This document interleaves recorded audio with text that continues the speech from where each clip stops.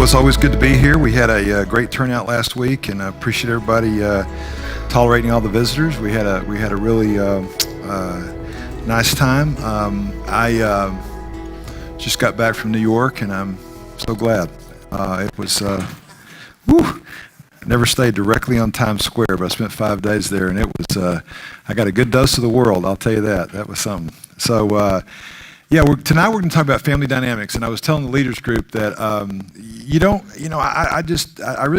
don't really underestimate any of the talks. We put them together, we spend a lot of time on them, but they're talks that I really know that are just really powerful, and I think they're powerful because they talk to me, I guess, and that they're whatever. And so I had somebody come from Houston, and she was visiting, and she'd been. Little did I know that we've uncovered groups like this a lot lately, that we just don't know what's going on and how God's using this. And somebody saw us on YouTube, or some friend said you ought to listen to this and go to the Watermark website and whatever. So there's a little group in Houston that may hear what I'm saying right now, and so I hope it encourages them. But they're meeting in Houston. There's 8 or 10 or 12 couples in a church, and they just on their own, with just meet and go through that, and no organization or whatever. And she said, I just was going through those things, and when I heard your talk on family dynamics, it just changed my life. And I said, wait a minute, time out. Family dynamics, is that the one that did it for you? Because it's a great talk, it's an important talk, but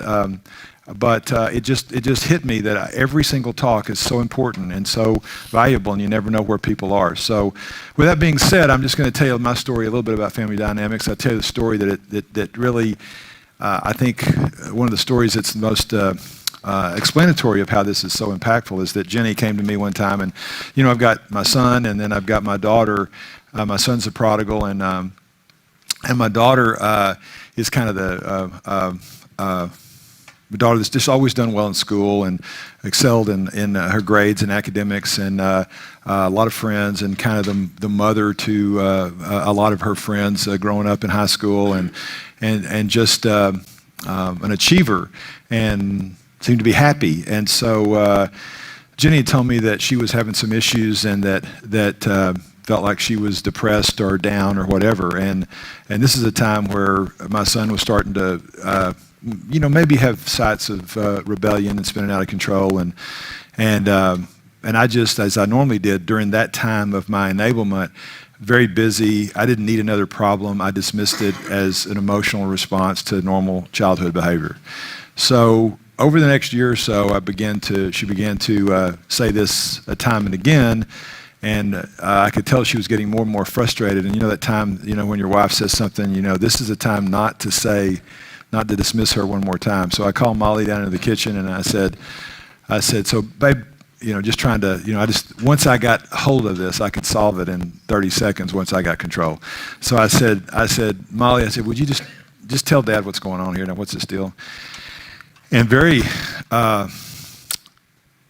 seriously, she said, hey, I don't know. I can't describe any difference in my circumstances, and I can't describe everything on paper looks good, but I feel like there's these dark cloud, and it just descends on me, and it feels heavy, and it feels scary, and it's not my circumstances, but it's real.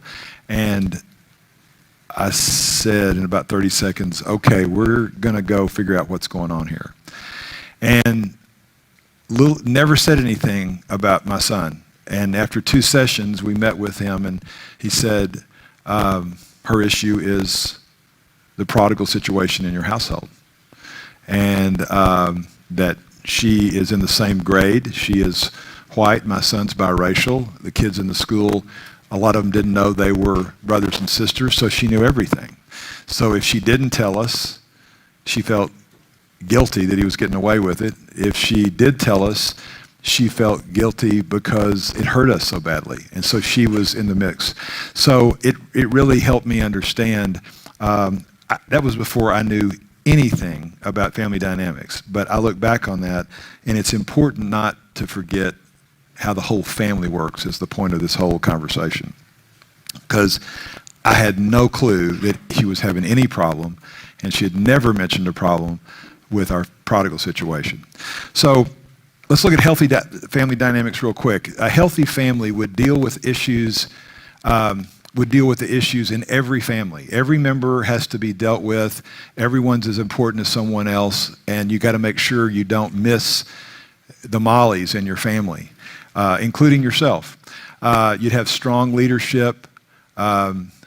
Unconditional love is the foundational report. Communication's very clear. It's honest. It's open. It's authentic. It's a safe place. You can say anything you want to. It's protected, no judgment, and there's a very well-defined structure.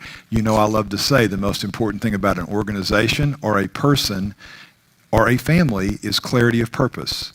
It makes for happy employees, happy families, and success in every way.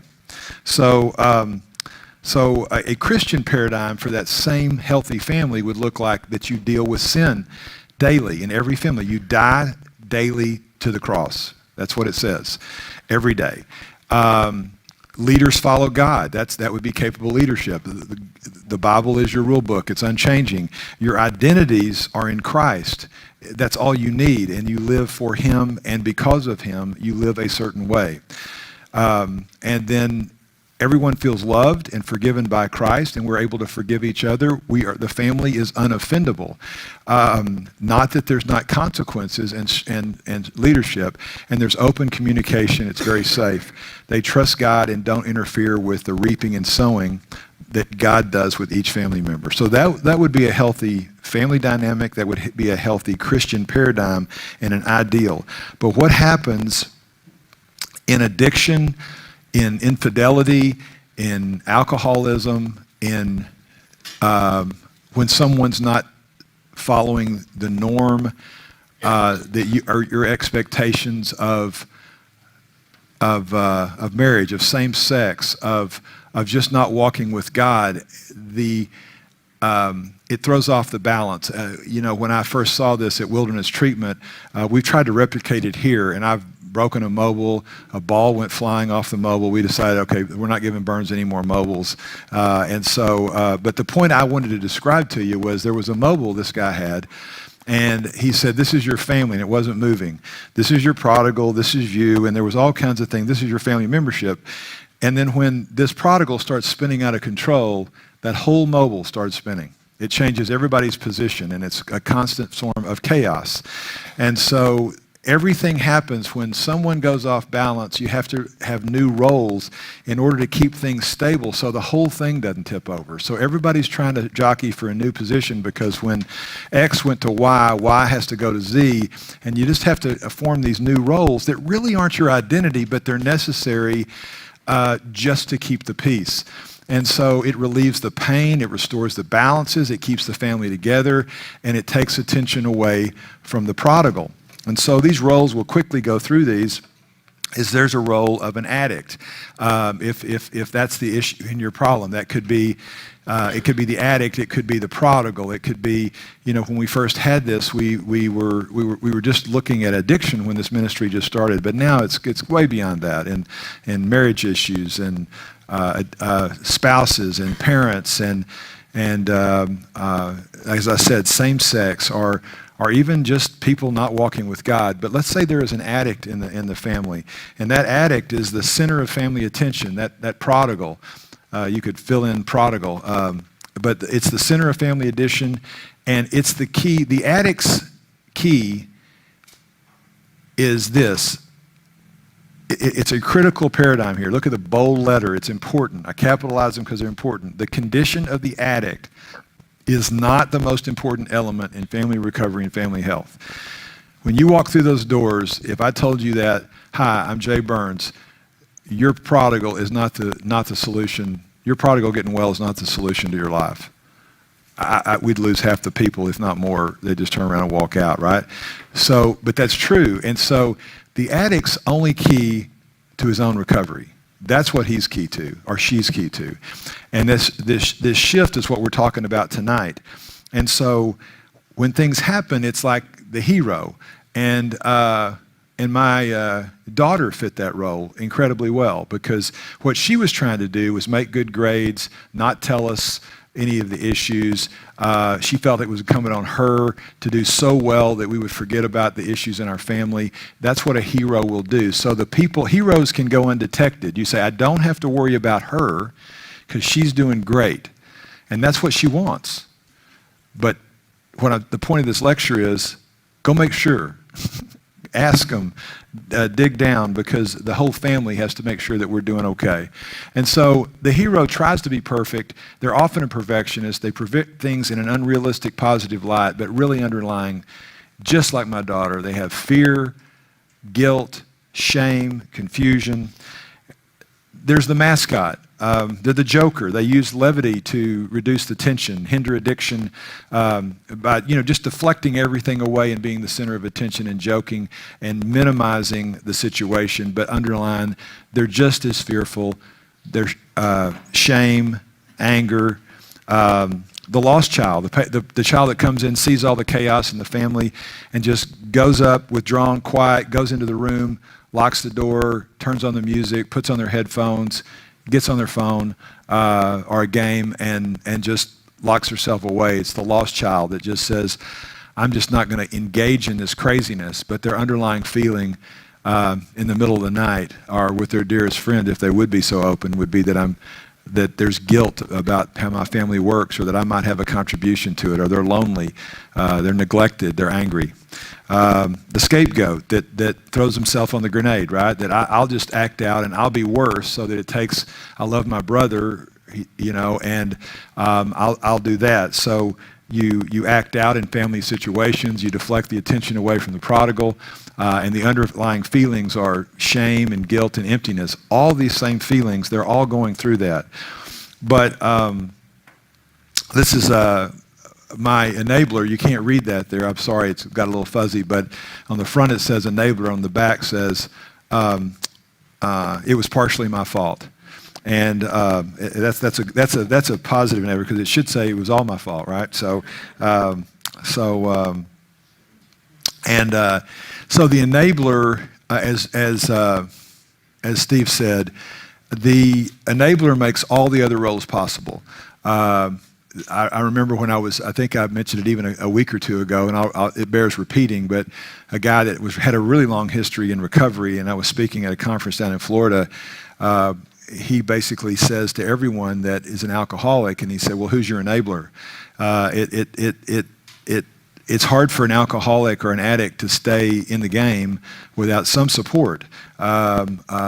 That's where its role, the exception to that would be some of the things that we've seen in same-sex attraction here, because the fact is they don't hit that bottom that an addict hits,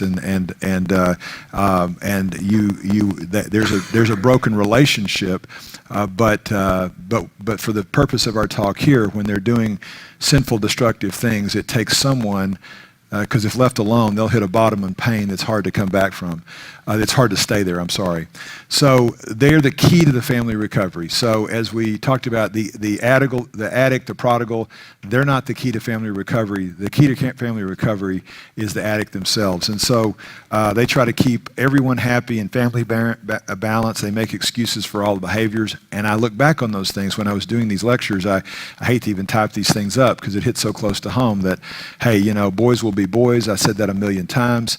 I did some of the things my son did, but I wasn't an addict, and I just didn't realize there was a difference. I could cut it off, and I had to learn that the hard way. So you minimize these issues, and I minimize them because I didn't understand, and I minimize them because I didn't need another problem.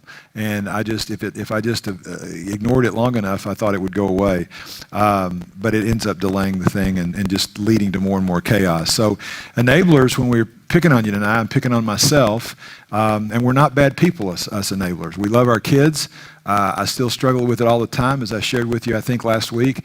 We're caring, we're compassionate, we love our prodigals, but we get confused at times, and we get so emotional we can't make good decisions, and I think we're not fully dependent on God in the moment. And we could be any of these things. We may not be all of these things, but sometimes we're not clear. We don't know our purpose and our mission statement. We're confused. We parent by reaction and not proactive. We don't have a plan, and we're just not focused, and we don't have clarity of our purpose. And sometimes we're selfish and with our time, and I don't need another problem, or needy. We might be codependent. So we're not all of those things. We might be, but we're probably some of those things if we're an enabler. So the point of these questions are to ask yourself, are these things, and how can I help that? And these are the things you discuss in group. Jay put a question up there tonight, and it hit me between the eyes. Do you think I could be not really trusting in God, and that's why I'm enabling? Do you think I could be getting secondary gain? And those are the questions. And that's the way. That's not judgmental. We love you the same. It's just giving you some eye-opening things that you might discuss so you could take ground. So an enabler presents a false front, and he rationalizes, he's closed to the public. I think the reason that Jenny and I, God's grace is the reason that Jenny and I were led to start this ministry. But one of the reasons is because we went to this church and we realized that authenticity and openness was the way to healing. And so one of the things we didn't do, I will say the only thing we did right is we really didn't conceal it. And we might have for a short season, but we were open about it. We were hurting, we needed help, we were confused, and we weren't afraid to tell people about it. And that really led probably to this ministry and for a faster recovery than some. But he who conceals his sin does not prosper, but whoever confesses and renounces them finds mercy. That's true of enablers, and it's also the verse. Isn't it funny, if you think about it, if you're having a hard time letting go in this ministry, everybody, like when I go to church, I'm thinking, I wish my son was here to hear this, right? And the issue is, these verses apply for us as we struggle to hit our bottom so that we can do that for our kids, right? So we're prodigals. So some worse than others, and so just think about this. But this is true. I think of this for me. But boy, do I want my son to just conceal his sin? It's the world will run to you. Stop hiding it. We love you. Just throw yourself on the grenade. Be grateful and merciful and humble. And so plans fail for lack of counsel, but with many they succeed. So the enabler's motives seem noble and pure on the surface. Love, protection. I have to give them so much money because I don't believe they can do it. But those motives can be, if they're bent on self-worth and codependency, on your reputation, you don't trust God, you don't think he can do it, peace at any cost, that's a selfish motive. And so you really only can make a progress if everything's done through your mission statement. That's why everyone coming through Open Group has to do that, or we like for them to do it. This is a very important slide. I want you to just look at this very carefully. But as I said, if you get nothing out of it tonight, there's some really important things here. That the prodigal chaos is felt to be the most important focus in the family. Whether it's drugs, gambling, infidelity, food, whatever's going on there, if we could solve that problem, then our family will be back to normal. And I would tell you that that's not true. On that same line of reasoning, the prodigal issue is not the cause of your family problems. It only exposes the primary problem. And that primary problem is caused by lack of leadership, denial, enabling, no trust in God, no plan. And these are good families. This was my family, right? My family had a problem. It was just a matter of time. I was 33 when my son was born. I was just realizing that life wasn't working for me, so I was on a journey, didn't have a purpose, wasn't sure of my story of grace, and my problem was I wasn't leading myself well, my wife well, or my family well, and when my son spun out of control, it was a gift for me to point out that there's a symptom. I've got to go get an MRI and find out what the problem is in my family, and there was a picture of me on the MRI,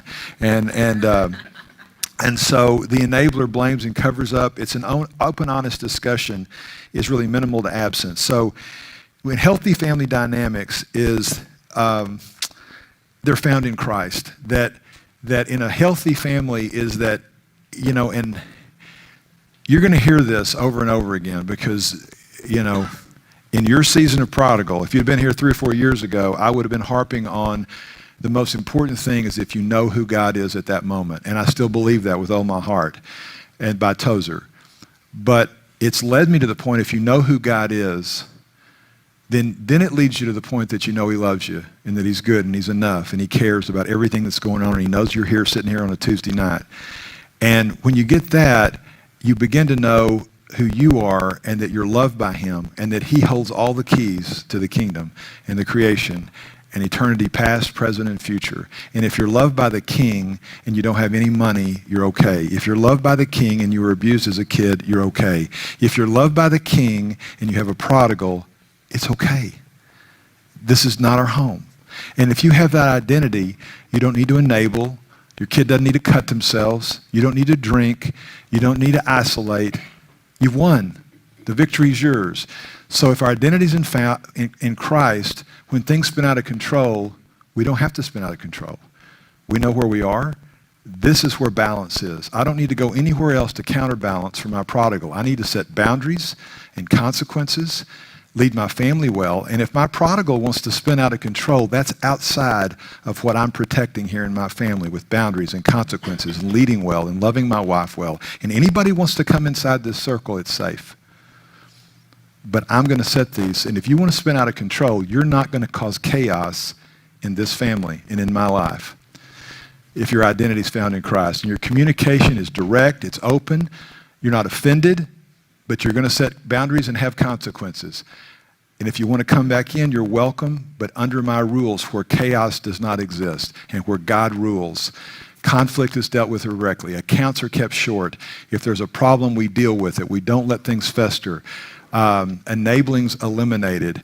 Discipline your son, and he will give you peace. He will bring delight to your soul. You say, how can I have peace in my life? Discipline your son. In that there is peace. God said, this is how you do that. And so, healthy families provide a healthy recovery environment, and the key is that substance or addiction is not the key role in the family. The key to family recovery is individual recovery, personal responsibility, and your true identity as a child of the King. You can have peace and joy. You may be sad. You may weep. But you could have peace and joy and order in the home regardless of what your prodigal is doing, knowing that God's got him. You can't control him anyway. It's a paradigm shift. And if you're a newcomer and you want to run out of the room, I get it. Stay with us for a few weeks. Let people love on you for a little bit. It's hard for people who've been here for a few weeks to hear that. But what if this journey, again, a recurring theme here, what if this was about you? Your prodigal's not here. What if an enabler is the issue and the key to addiction recovery, the only thing the prodigal control is themselves, and they are the key to their own addiction. But you're the key to family peace and order. And you're the only one that can lead yourself well. And what if this chaos is just pointing out that it's your picture on the MRI, and I want to do something with your life you never imagined. I want you to feel me in a way that's not going to church. It's having a relationship with the King of Kings and the Lord of Lords, and someone that died for you personally, not for the world, but for you individually. What if this was about you? You're the key to family recovery. You're the key to peace in the home. You are the model for Christ to you, your spouse, your family, your community, and the world.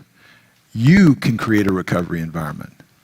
You can use this chaos to deepen your character, and you can use this journey to equip yourself to do every good work that Ephesians 2:10 and Hebrews 12:3 says that God has ordained for you to do.